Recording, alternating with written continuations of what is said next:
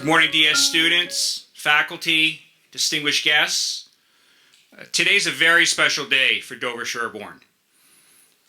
We are inducting two outstanding members of the Dover-Sherborn community. One is a former student and athlete. Another is a beloved, outstanding, and dedicated teacher. That teacher, Miss Rebecca Vizelis, is the reason why we have Seminar Day. So as you go through your day today and you have opportunities to meet some unbelievable speakers and great people who are doing just amazing things, take a moment to think about Miss Viz. And because of her, this day is possible. In addition, I also want to honor a number of former faculty members, coaches, and students who have returned to DS for this important day.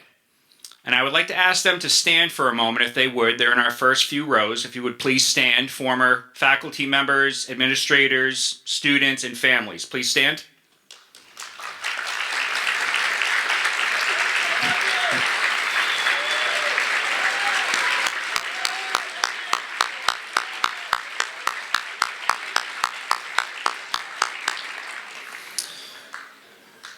For those of you who understand the importance of history, many of these people were the trailblazers and the reason why this is such an outstanding public high school.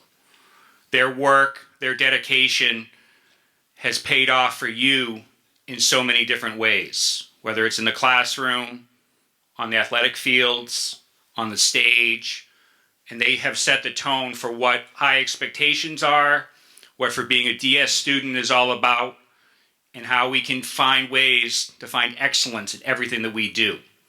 So once again today, we thank the past for what they have given to us. At this time, it is my pleasure to welcome one of those former faculty members who also happens to still be coaching our tennis team after all these years. Mr. Davis, Mr. William Davis, is the chair of the steering committee that determines the inducted participants each year. So Mr. Davis is going to give you a quick overview. And once again, please offer a warm welcome to all of today's guests. Enjoy the day. Mr. Davis.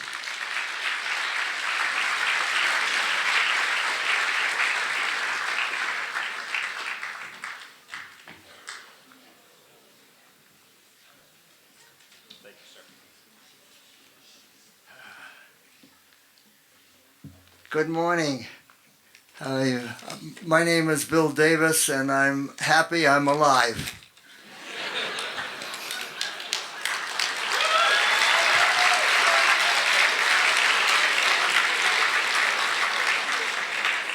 Well, thank you very much. I'm going to be 90 this year.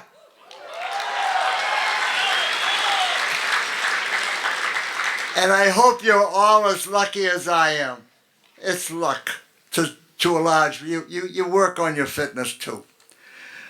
Well, I'm a proud teacher that was here when the school was first born in 1962. I was the first basketball coach and baseball coach, and I love coaching here. I love being with Dover-Sherborn.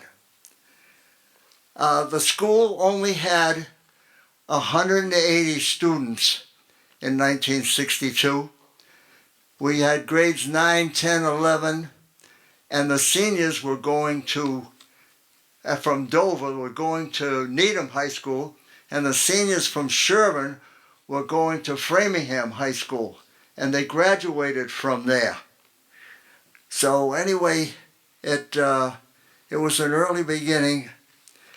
Now, I'm proud of Dover-Sherborn's outstanding academic record. U.S. News and World Report ranked Dover-Sherborn almost every year in the top 10, and sometimes you were number 1 academically. And that is due to your great headmaster, your outstanding teachers, and you excellent students, and a good staff as well here at the high school.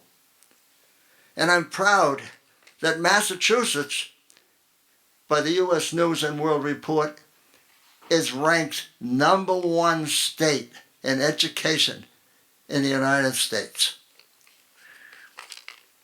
And I'm proud of your athletic teams, your outstanding athletic teams, who have won state championships. And I know that Rick Grady coaches the basketball team and they won a championship, and John Kirby won 2 championships in golf. And I understand, I don't know if I have this straight, John, that the lacrosse team, girls lacrosse team, won a state championship, and a boys soccer team won a championship.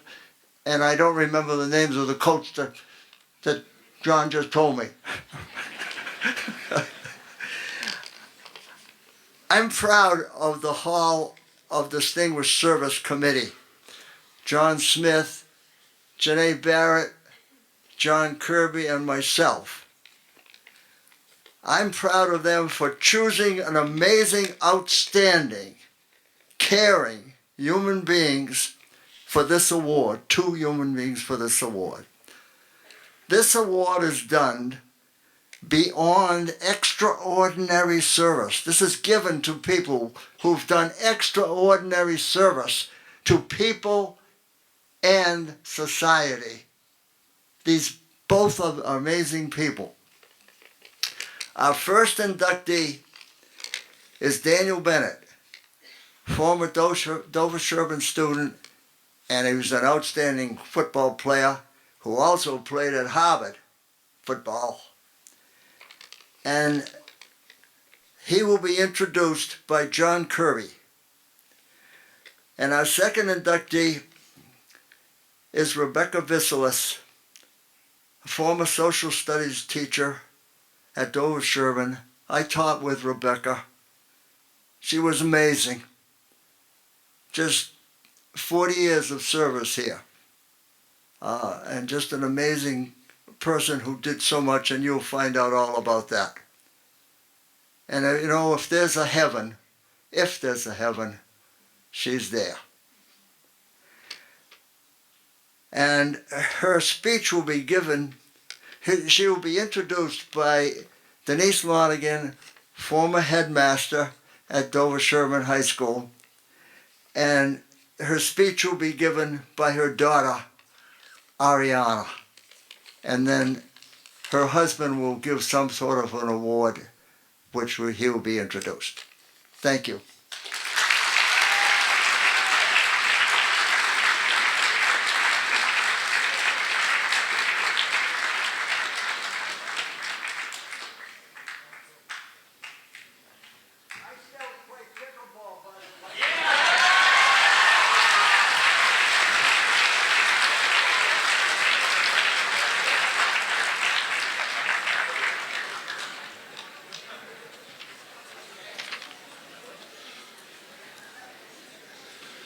Well, how do you follow that?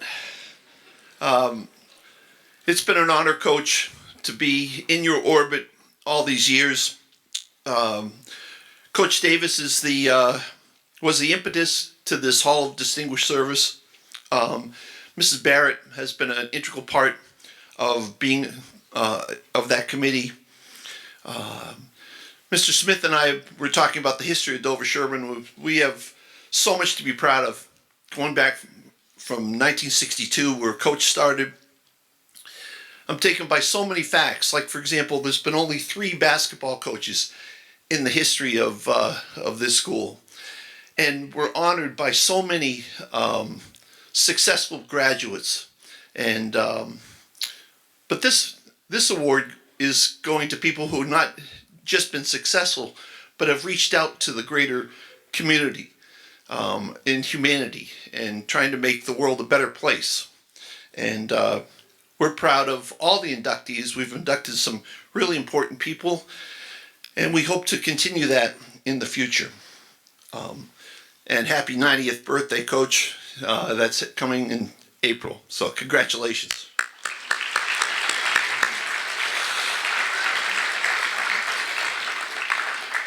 I've known Danny Bennett for a long time. I'm honored to think of him as a friend. Danny was my point guard when I coached here at Dover-Sherborn 100 years ago. Danny Bennett is a true son of the DS community. Dan is not only a graduate, but is a lifelong resident who, along with his wife Mara, who coached here, raised 3 kids.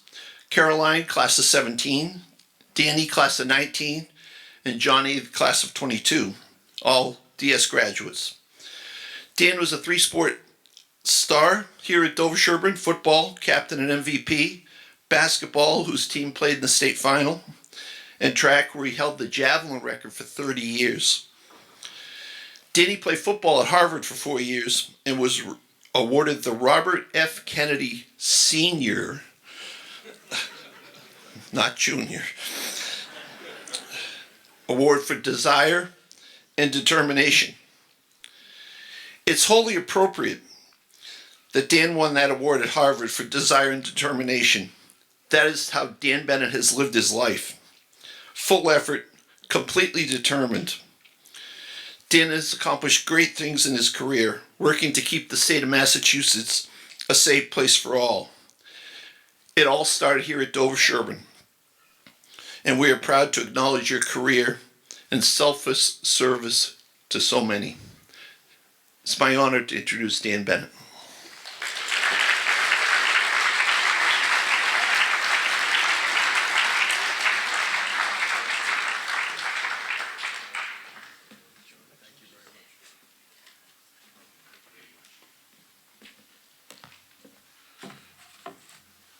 Good morning. This is such a part of my life at Dover-Sherborn High School and the Dover-Sherborn school systems. And part of that life is John Kirby, who coached me in 7th grade and 9th grade in basketball. He committed his life to public service as an athletic director and a teacher. Mr. Davis, who taught me in social studies, and when my father had died when I was in 6th grade, he would come down and teach the kids basketball at Pine Hill School. That's the kind of commitment he had to public service. No one was making him come down, but it meant a lot. It meant a lot to me. My parents committed their lives to public service. My mother was a great elementary school teacher, and my father was a good high school social studies teacher. But he was a great high school football coach. He was one of the first people inducted in the Massachusetts High School Football Coaches Hall of Fame. And my favorite times as a little boy were going to double sessions and watching practice all day. And some of the big moments in my life were sitting in the Natick High School football locker room and listening to his halftime speeches. I've done a lot of closings and murder cases. I've tried 30 murder cases. I never have come close to the inspiration that he provided. Now, I didn't really understand everything he was talking about. He was talking about teamwork, and don't worry, this is not a halftime speech. He was talking about teamwork. When he died when I was 12 years old, I lost that part. But then I came to Dover-Sherborn, where there were so many people who wanted to take over that responsibility, who were teachers here, who were coaches here, who wanted to be part of my life and make it better. And I really learned about teamwork here. And I'm not talking just about the teamwork on the football field, the track, or the basketball court. I'm talking about the teamwork that, as public service, that you give back to the community. I went out when I graduated from college. I became an assistant. I went to law school. I became an assistant DA. It was fantastic. Maura and I got married. We started to have children. We couldn't afford the children on the DA's salary. So I went into private practice for a while. At one point, my friend Jerry Leone called me up. He had been elected DA of Middlesex County. He said, "Will you come back and be a prosecutor again? I'll give you this particular job in the office." And when you talk about giving and self-sacrifice, the decision Maura made that day was something. She said, it's important to you, go back. Go back and be a public servant. Go back and prosecute the bad guys, the murderers, the rapists. And that wasn't an easy thing to say. That's not an easy thing to say when you're taking about a 75% pay cut. And I'll never forget Caroline. She used to be able to go pick out a American Girl book when we went to the store, and she ran over with her American Girl book, and I had just come back a DA as an ADA, and I said, "I'm sorry, honey, we don't get to buy American Girl books anymore." But what I learned at Dover-Sherborn was out on those fields and that track, and about teamwork and how to give to everybody. And no one is a success unless everybody works together. The education in this school is tremendous, and a lot of it I didn't take full advantage of. I should have been a better learner. I should have been a better classroom student. But what I did pick up was that working together makes everybody successful. Don't just look for your own personal accomplishments, because they'll never match up to what you can accomplish as a group, as a team. And I've tried to live my life that way. And when I've gone out from into the world and worked prosecuting, let's say, a murder case, and you're prosecuting the case and the person's convicted and they go to prison for doing this terrible thing, it's not you that's convicted them. It's a team of police officers. It's a team of victim witness advocates. It's the people at the lab. It's their family. You've all worked together to accomplish something. And it is that accomplishment in public service when you do something for other people that really makes your life, in a measured way, happy and successful. The best accomplishment that I have in my career was when I worked for Governor Baker as Secretary of Public Safety. And I had been a prosecutor, and I had gone into Bridgewater State Hospital. And you folks, most of you were in school, you don't know what Bridgewater State Hospital is. It had this name hospital, but it was for the people who had mental health issues and had committed crimes, essentially. And they were treated as inmates. They weren't treated as people who needed help. And I knew this because as a prosecutor, I'd been out there for my witnesses, and I had gone in there.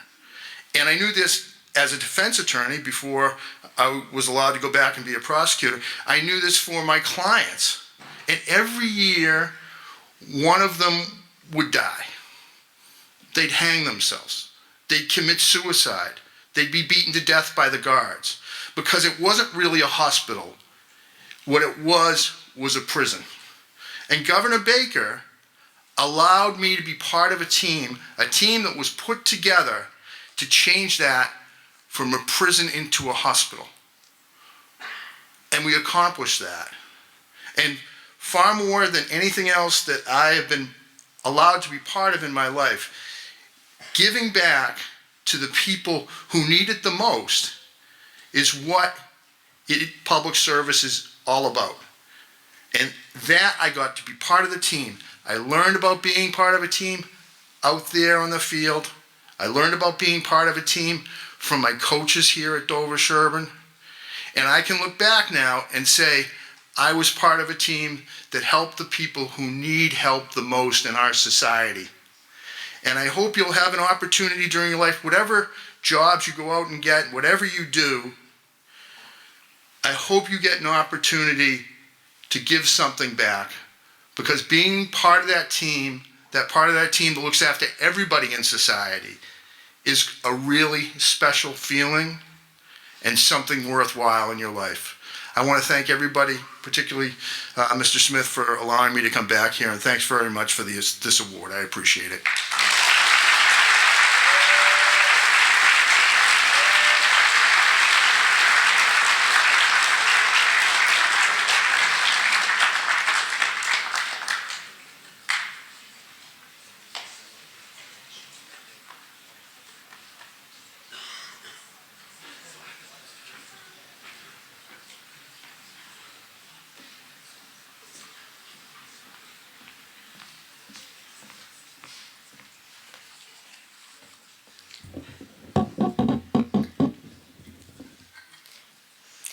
Good morning. Thank you for the warm welcome that I received earlier. And this is quite an amazing day. Today, Mrs. Rebecca Vizelis, a remarkable woman, extraordinary social studies teacher, is being inducted into the Dover-Sherborn Hall of Distinguished Service. As you know, she passed away just a few weeks ago on March 4th. Ms. Vizelis began teaching at Dover-Sherborn in 1978 and retired in 2018. So students, unless you have an older sibling who was in one of Mrs. Vizelis' social studies classes or who participated in an activity that she advised, you most likely would not have had the opportunity to know her. You are, however, beneficiaries of at least one of the initiatives that she designed or helped institute. In addition to her years as distinguished service as an educator, Ms. Viz, as she was often called by students, made significant and noteworthy contributions that transcended her role as classroom teacher. During her years at Dover-Sherborn High School, Rebecca Vizelis demonstrated a deep and ongoing commitment to provide opportunities for students and colleagues to expand their horizons by initiating experiences that fostered a greater global awareness and understanding of different cultures. Ms. Vizelis developed and advised many clubs for students that included a culture club, an Asian cooking club, the Coalition for Asian Pacific American Youth that evolved into the Asia Culture Club, Time Out for Kids, and the Alliance for Acceptance and Understanding. She facilitated the Tufts Inquiry Program for more than 2 decades and managed the program by herself for many years before being joined by 2 departmental colleagues. Though she was always willing to support students in their endeavors, Ms. Vizelis recognized her limitations. If she did not feel qualified to offer assistance, she did her best to find someone who possessed the necessary qualifications. When the Dover-Sherborn High School Robotics Club required technical support, she enlisted the assistance of her husband, Andy, who volunteered his time and experience. At a former superintendent's request, Rebecca Vizelis served for 3 years on a committee to explore adding a foreign language at the elementary level. A staunch advocate for promoting understanding of other cultures, Rebecca Vizelis brought forward a proposal and collaborated with former Superintendent Perry Davis to establish the China Exchange Program. She invested countless hours to ensure the success and continuity of the program and to coordinate the many activities and responsibilities associated with it. She facilitated this program for 15 years and received no compensation.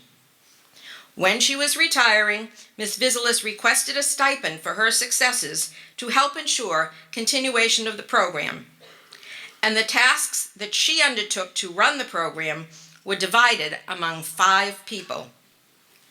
Sadly, the onset of COVID-19 resulted in the program's discontinuation. Even so, her vision, untiring efforts, and commitment provided opportunities not only for the students, teachers, and administrators who traveled to each other's countries, but also to both the larger Dover-Sherborn and Hangzhou communities. Opportunities to broaden perspectives and gain knowledge and understanding about other cultures. Participation in the program changed many lives in a positive way. Ms. Vizelis was the impetus for the institution of the Chinese language program at Dover-Sherborn High School. When she learned through her colleagues at Primary Source that the Freeman Foundation was awarding grants for initiating language programs, Ms. Vizelis approached Superintendent Perry Davis to ask him about the possibility of adding Mandarin Chinese to the curriculum. When the results of a survey that she developed and administered to determine the students' interest level indicated a high level of student interest, Ms. Vizelis wrote the grant on behalf of the school district. Fortunately, the grant was awarded to DS, and Chinese is now one of the languages offered. So if you're taking Chinese, you can thank Ms. Viz. Rebecca Vizelis and another member of the faculty proposed instituting the Global Citizenship Program here and received permission to implement the program designed to give you, participating DS students, knowledge of the world empathy for the perspectives of other people and cultures, the ability to act on an issue, and good communication skills. If your application is approved and you fulfill the program's requirements, in addition to the knowledge, perspective, and experience you've gained, you receive special recognition at graduation. Through the years, with funding from the Dover-Sherborn Education Fund, Ms. Vizelis worked to create Arts Week, Prejudice Week, China Week, and Seminar Day.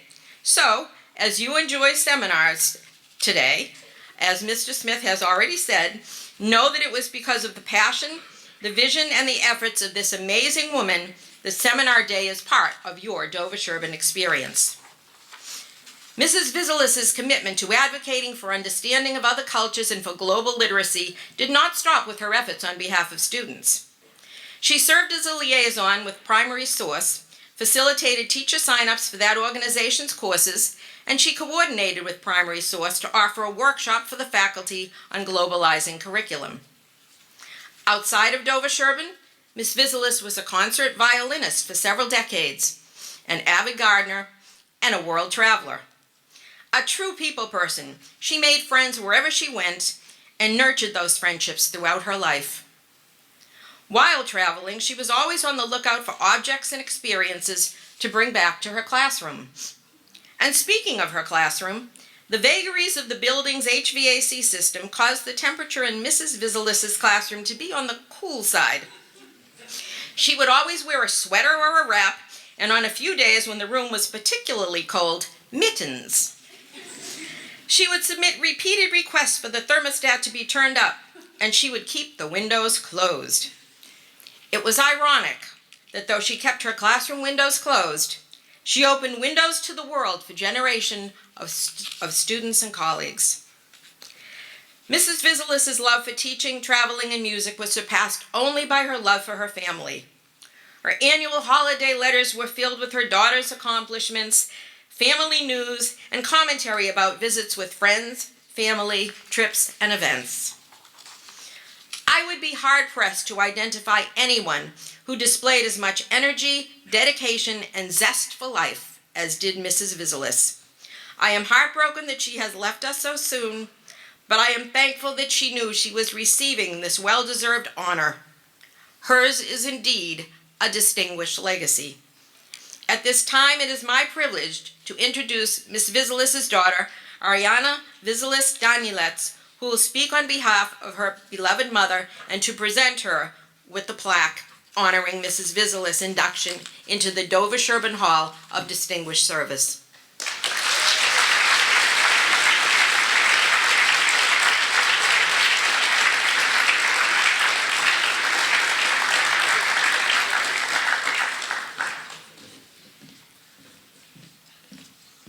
You're welcome.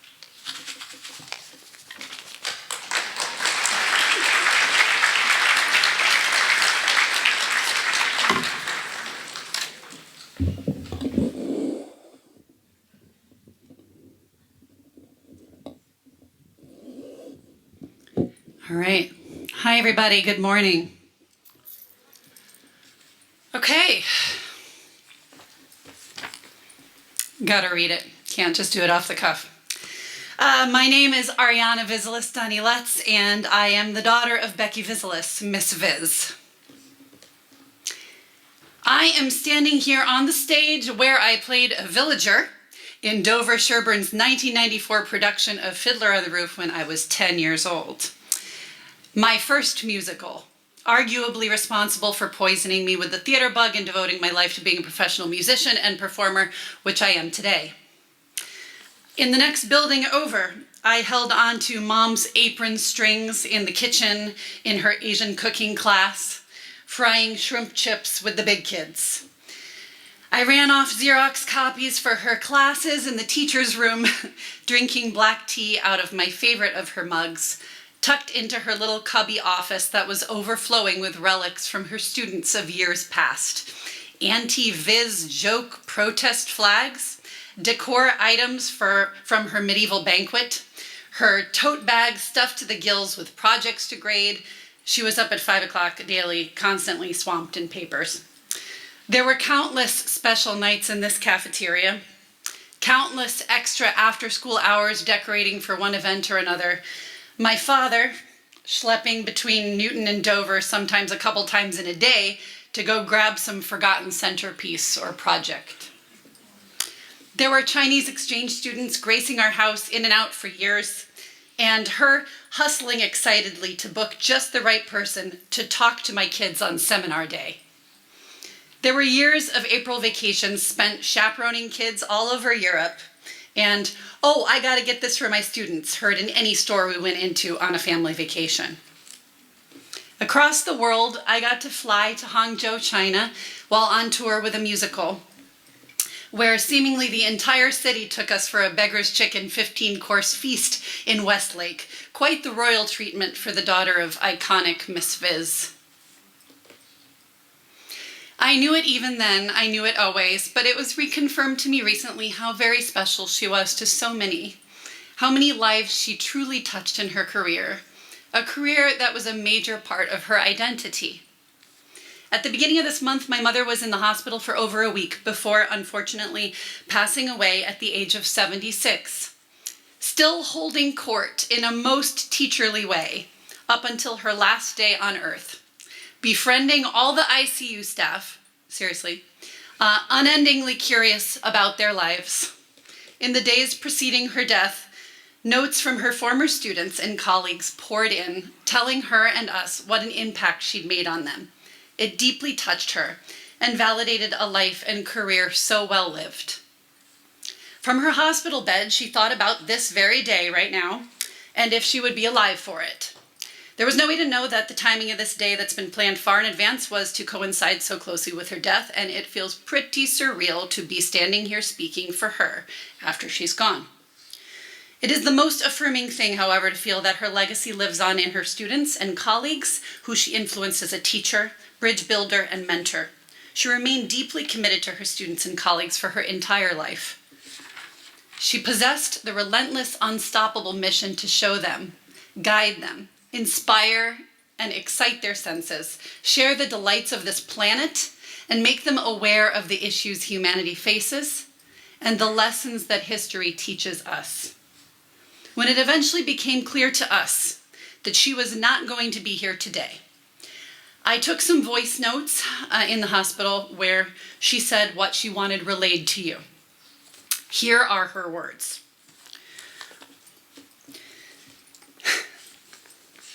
I'm not giving the speech today. My wonderful daughter is doing it for me. I'm surely honored to be receiving this award. I want to thank my students. My greatest joy, besides my family, was teaching. I was so fortunate to always do what I loved. It wasn't always easy, but it was what I loved. I learned so much. I enjoyed teaching about the world, taking them to new places. I've been so blessed and lucky. I've tried to practice and teach tolerance, to be open-minded. What I have found traveling the world and having so many cultural exchanges, not with governments, but with people, is that there are so many kind, caring, compassionate human beings. Do not give up on humanity. There may be dark times, there surely are dark times, but I have to believe that the human race still has some redeemable features because I've had that experience in my own life of the best of people. The experience of people I didn't know, total strangers. To make the other so bad, it's never been my way. You see that when you travel, sometimes more obviously when traveling, but you can get it every day when you come into a hospital, for example, or anywhere. That there are people who care. They're there, and you have to open your eyes and see them. Find your passion. Be global. Go outside yourself. Find your humanity. It's everywhere. There's so much to learn. Never stop learning. Care for each other, love each other, serve each other. When you serve other people, you can help them and help yourself. It's not only good for the soul, it helps you. It's not all so altruistic. It enables you to get out of yourself. I want you to get out of this little world, your little bubble, as much as possible. The exchange program I ran when I was at Dover-Sherborn, I would have loved to have seen it continue. It connected us. taught and encouraged us to think of ourselves not just as Dover-Sherborn or Massachusetts or the United States. I want that for you, to think as a global citizen. There's always something new and exciting to do in life. You have your whole life ahead of you and much potential and education behind you. So go out and do it. Life is very short and beautiful. Thank you, Dover-Sherborn, for giving me 40 years of a truly great career. As we honor Miss Viz today and recognize her years of service and excellence as a teacher here at Dover-Sherborn, I stand before you, the new generation of bridge builders, doers, and global citizens. Most of you here didn't know her and now never will, but I believe that her example has something to teach us all. She taught us the importance of being aware and educated on lessons from history and current events of human turmoil and suffering, to give people the benefit of the doubt and generosity of spirit, encouraging and enhancing life for us and others. She showed us that widening your worldview with travel, opening up your mind and heart and house to people worldwide, welcoming their culture, treating them with curiosity, respect, humility, and gratitude are themselves actions that fight cynicism. Because being cynical doesn't make you smart or wise. It robs you of joy and growth. It closes you off from others. It isolates. It flatlines you, and it stops momentum. My mom lived her life with very little cynicism, but that didn't make her a fool. Being open and choosing to trust doesn't make you a fool. It keeps you flexible. It keeps you limber to receive the richness that the world will always have if you are open to feeling it. That's the world Becky lived in, an inspired place that fueled more exploration, connectedness, and positivity. This manner of living made her able to die grateful and with no regrets. Really. A curious student of life. She didn't have enough time to do it all, but she never would have because Becky Vizelis always wanted to do more. How great is it to live a life where you always wanted to do more because your curiosity isn't dead, because you haven't lost your love of life. We can choose to infuse life with a little of this Miss Viz magic ourselves. Through the choice to open ourselves and connect, give of ourselves and invest in what we believe in, whatever that might be. Because why not? Isn't that a life worth living? It's a path we can take for ourselves that nobody can take away from us. It might make your life sparkle a bit more if you do. I will be here trying to do so myself for the rest of my life. I will finish with a quote from Rick Steves' book on the hippie trail that Mom wanted me to share with you. Okay. Quote, I believe that if more people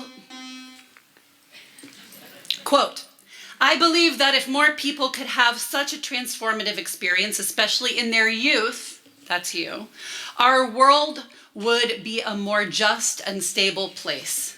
Travelers understand that the big challenges of the future will be blind to borders and will need to tackle them together as local citizens and as a family of nations. And most fundamentally, travelers know that the world is a welcoming place, filled with joy, love, and good people. Young or old, rich or poor, backpack or rolling suitcase, the best way to understand this is to experience it firsthand, to get out there and get to know our neighbors, to build not walls, but bridges. On behalf of my family and Miss Viz, we thank you so much. I'd like to call up my father, Andy Vizelis, for a book presentation. Thank you all.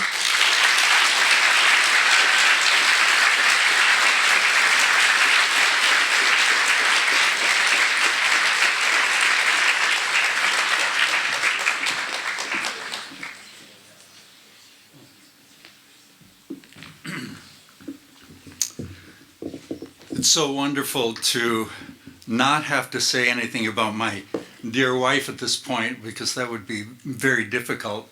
Because everything really has been said, and I thank you for the previous speakers.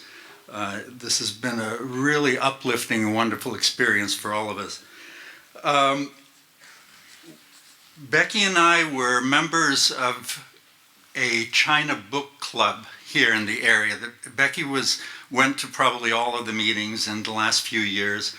I sort of went to the first one and then did not attend for a while, and recently in the last year, I've gone back to attending those and actually reading the books. So, which is a real accomplishment for me, because I always have other things going on in my head, you know. So, what I'd like to do is present a book on behalf of that this book club to Dover-Sherborn, and in order to do that, I want to call up 3 people to the stage. First, Paul Butterworth, the librarian.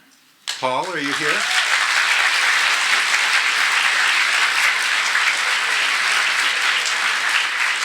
Okay.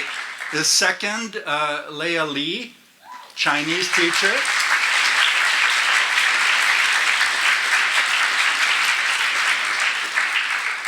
Go over here. And finally, Janae Barrett.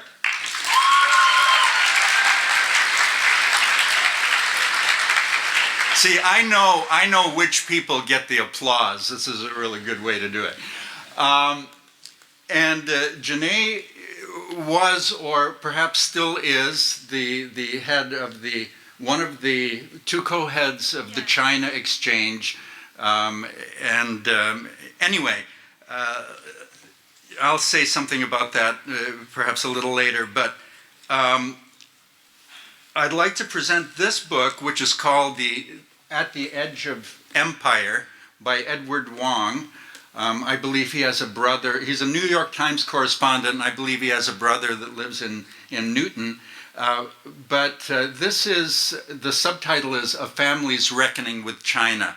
And I'm going to present this to the school on behalf of them and on behalf of Becky. The plate inside says, "A gift to the Dover-Sherborn High School Library to commemorate the China exchange program between Dover-Sherborn and Hangzhou High School from 2002 to 2020. This book is for all DS students and teachers interested in learning about China. A gift from Rebecca Vizlis and the China Book Club, founder and former chair of the China Exchange Program, March 2025. So this plate has to be stuck in the book somewhere. I don't know where the official place would be to do that, so please take care of that. Thank you very much. And on behalf of Becky and myself, I want to thank you, Paul, for all of the countless efforts and the hours that you put into supporting the China Exchange and many other efforts, hanging lanterns, helping with food, everything, and also I think selling those killer symphony bars, chocolate bars, to raise funds. Those were great. Thank you very much. Thank you. Second, Leah Lee, the Chinese teacher, and I know that the Mandarin Chinese is taught at this school as a result of Becky's efforts, and I can't imagine a better person to be carrying that out than Leah. Thank you very much. Thank you. And finally, Janae and Rebecca is the other co-chair, correct? And I know that the China Exchange is currently dormant, but there's nothing that says that you can't keep the spirit alive, keep it going, really push for doing this program in the future, because as Ariana said, and as the others have said, the only way we can move things in the world forward in a positive way is for people to talk to each other and visit each other, teachers, students. And I think that program was really excellent while it has lasted, and let's not call it expired. And if so, that would be Becky's wish, and I know that she made it clear to you that she would really love to see that talked about in the future. So thank you very much on behalf of everybody. Thanks a lot for all of your time. Loved it.